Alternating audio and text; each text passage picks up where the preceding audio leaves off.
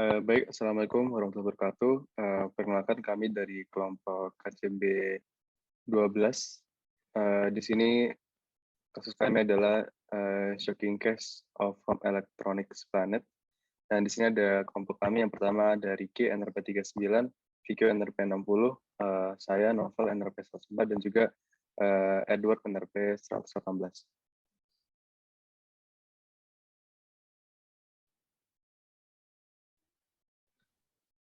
Nah, di sini kita pertama masuk ke masalah. Jadi home electronic ini dia mengalami permasalahan pada penjualan yang menurun, padahal memiliki tingkat visitor yang tinggi gitu. Jadi dia memiliki conversion rate dari visitor ke sales yang sangat rendah.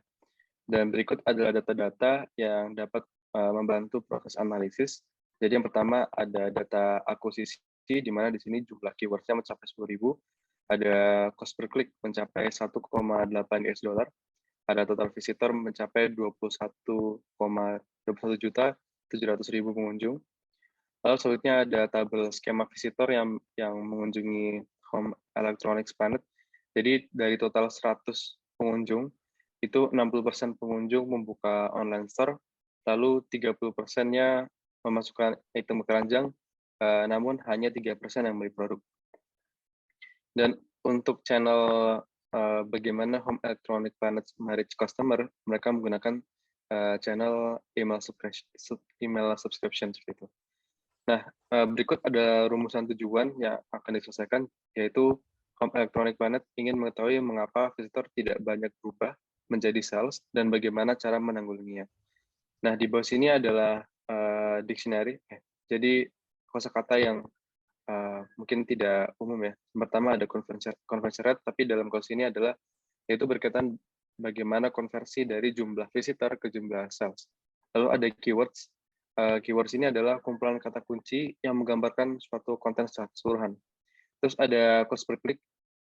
Dia itu adalah biaya yang dibayar untuk tiap klik pada iklan. Ya, selanjutnya untuk solusinya, karena kita ingin meningkatkan performa dari akuisisi dan konversi customer ya. Untuk Home Electronic Planet, ya pertama kita dicek terlebih dahulu nih, mengenai performa dan penggunaan kata kuncinya untuk akuisisi customer.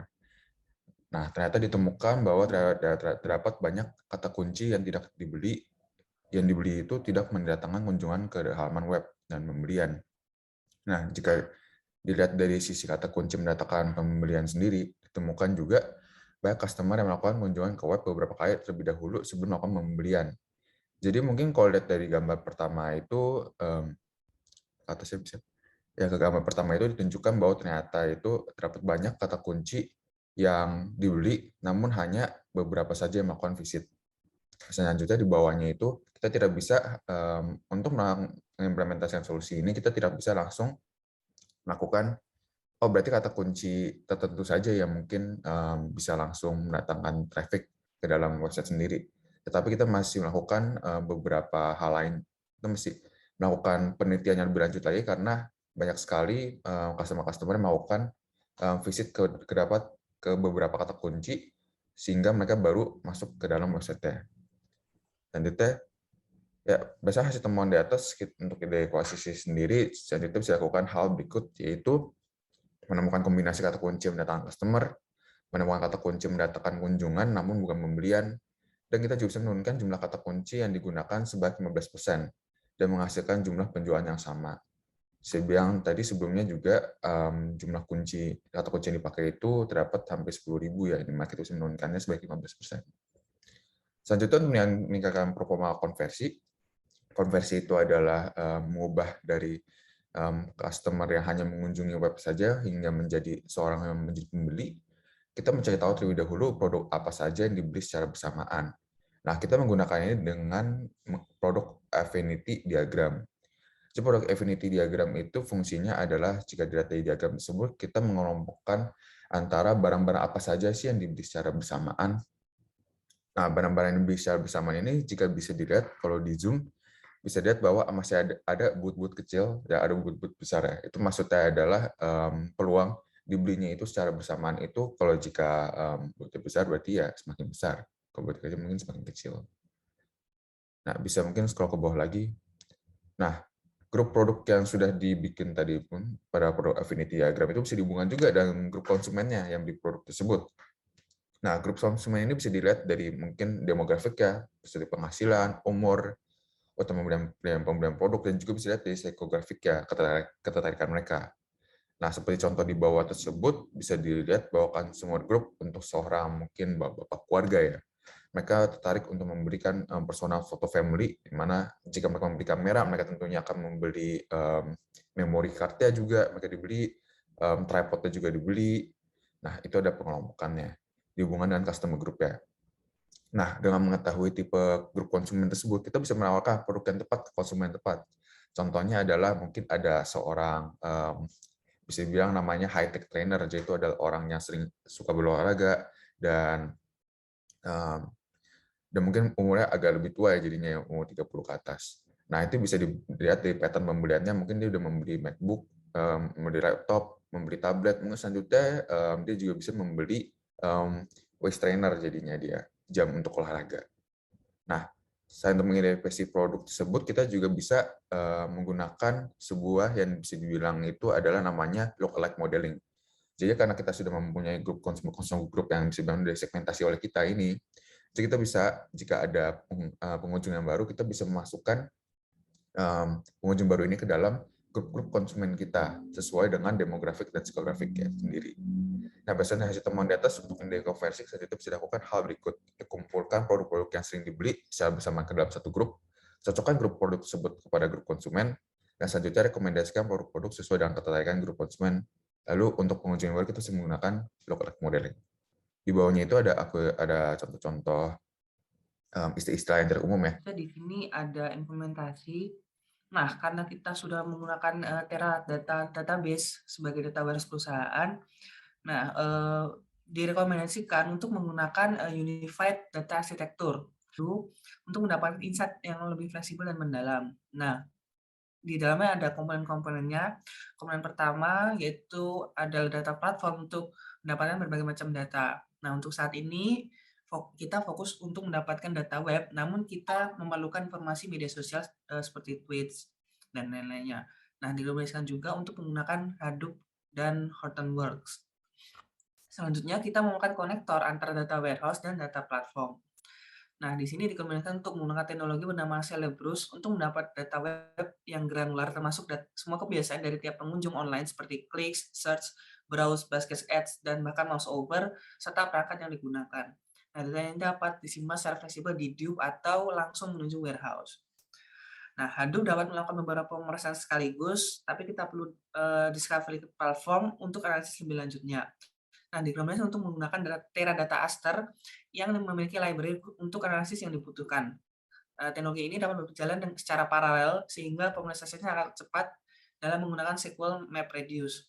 Nah, tujuan discovery ini adalah untuk menggabungkan data web dengan insight pelanggan atau konsumen seperti pembelian atau demografi yang telah dilakukan dari sistem Teradata. Aktivitas-aktivitas tersebut dapat divisualisasi seperti kata kunci apa yang menarik minat pelanggan atau konsumen bernilai tinggi, atau kemungkinan penawaran terbaik selanjutnya, serta grafik pada solusi. Semua itu dihasilkan dari Discovery Platform. Diagram NPAD sangat populer, namun ada juga tools grafik affinity analysis untuk media sosial dan masih banyak lagi. Kita telah melihat pola data dan membangun kelompok-kelompok pelanggan atau konsumen untuk mengetahui penawaran terbaik selanjutnya, serta bagaimana tindakan kita. Nah, pola-pola tersebut nantinya diunggah ke dalam basis data Teradata yang mendorong manajemen solusi. Nah, direkomendasikan juga untuk menggunakan Custom Interaction Manager atau CIM beserta komponennya. Untuk tindak lanjut terhadap email, perlu dibuat trigger untuk mengirim email personal yang didasarkan pada aturan dalam CIM. Nah, kita bisa menggunakan komponen yang bernama Digital Messaging Center atau DMC untuk mengirim email atau pesan SMS. Kurang lebih gambar untuk penerapan Unified Data Architecture untuk digital marketing-nya. Di sini ada Teradata Customer, Data Warehouse-nya, ada Teradata Aster, dan kemudian ada Hadoop, ada CIM, ada DMC, dan Real Time Interaction Manager. Kurang lebih seperti itu. Sebetulnya ada hasil. Nah, di sini dari graf ini diketahui bahwa setelah solusi itu diimplementasikan, perusahaan itu menggunakan lebih sedikit keyword, namun keyword ini adalah keyword yang efektif untuk melakukan marketing. Di sini diperoleh bahwa sebesar 1,4% dari peningkatan dikarenakan perusahaan itu berhasil untuk mengidentifikasi keyword yang tepat yang harus mereka beli dan tawarkan kepada customer, sehingga akan memberikan ketertarikan pada mereka. Hal ini juga berdampak pada penurunan jumlah keyword yang dibeli oleh perusahaan, yaitu sebesar 15% dari kondisi sebelumnya, sehingga biaya perusahaan untuk marketing itu menjadi dapat dikurangi. Nah, kemudian dari gambar 4.2 itu perbandingan kondisi sebelum dan sesudah solusi diimplementasikan, diketahui bahwa terjadi peningkatan sebanyak 5% dari customer yang mengunjungi shopping cart, dan juga jumlah dari pengunjung yang melakukan transaksi itu juga meningkat sebanyak 5%. Dan untuk konversi sampai ke tahap pembelian itu naik sebesar 0,3%. Jadi di sini kesuksesan dari penggunaan solusi untuk mendukung marketing dari perusahaan, karena dengan solusi yang ada tersebut dapat mengakomodasi perusahaan khususnya pada bagian marketing untuk memahami tentang apa yang diinginkan oleh pengunjung berdasarkan pada 5-6 aktivitas klik yang dilakukan oleh pengunjung pada situs perusahaan. Data yang didapat ini akan dikonversi oleh sistem perusahaan untuk mengirimkan email yang telah dipersonalisasi kepada pengunjung tersebut untuk memberikan rekomendasi tentang produk yang mereka inginkan, sehingga pengunjung atau customer akan tertarik untuk kembali pada situs perusahaan dan melakukan pembelian produk. Ini adalah keywords ataupun kata-kata sulit pada penjelasan hasil ini. Ada keyword, ada shopping area, dan juga ada marketing. Sekian presentasi dari kami, kurang lebihnya mohon maaf. Wassalamualaikum warahmatullahi wabarakatuh.